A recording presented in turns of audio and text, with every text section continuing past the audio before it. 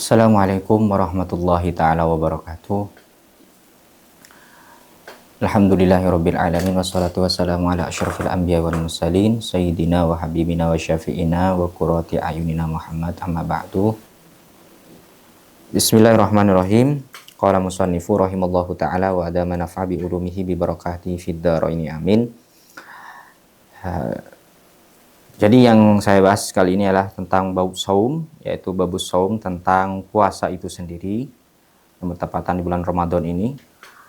Hakikatuhu syari'an atau hakikat dalam saum itu definisi mempunyai memiliki dua definisi, yaitu definisi secara syara atau secara Islam, ada definisi secara lugatan secara bahasa.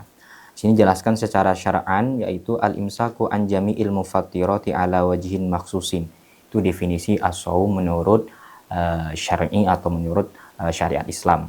Apa adalah menahan diri dari sesuatu hal-hal yang membatalkan puasa al-mufattirat dengan cara-cara tertentu atau khusus. Jadi tidak hanya kita menahan diri dari hal-hal yang membatalkan puasa tapi tidak menggunakan cara. Ya, tapi ini ditentukan atau diberitahu kita caranya untuk melakukan al-imsaku an jami'il mufattirat. Nah, pembahasannya yang akan datang kita akan bahas. Kemudian wasaumu ramadhana fardun bil ijma'i ma'lumun minad dini bid-darurah. Puasa Ramadan itu dihukumi wajib atau fardu.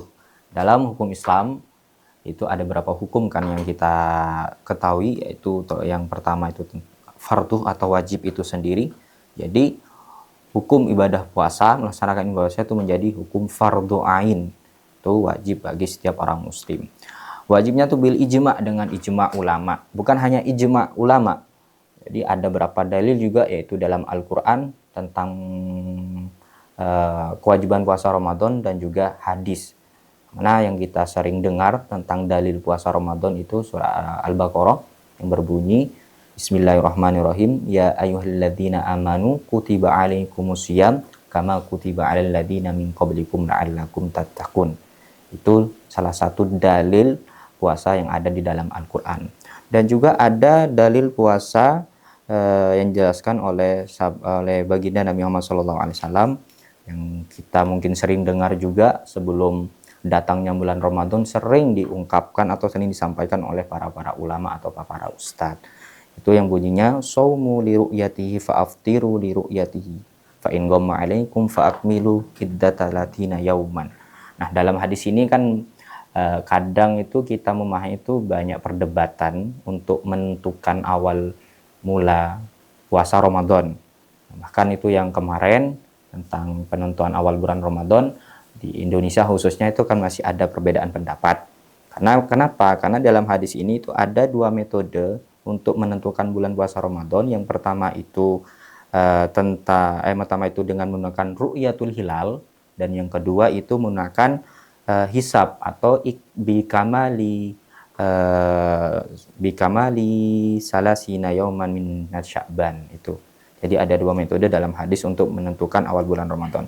Tapi nanti di dalam kitab Niyatuz Zain ini dijelaskan ada beberapa hal yang bisa menentukan awal bulan Ramadan. Ada 4 hal, nanti mungkin kita bahas. Lanjut. Fa'ifaru jahidu illa idza kana jahilan nasya'a bi badiyatin ba'idatin anil ulama'i aw kana qariba ahdil bil Islam.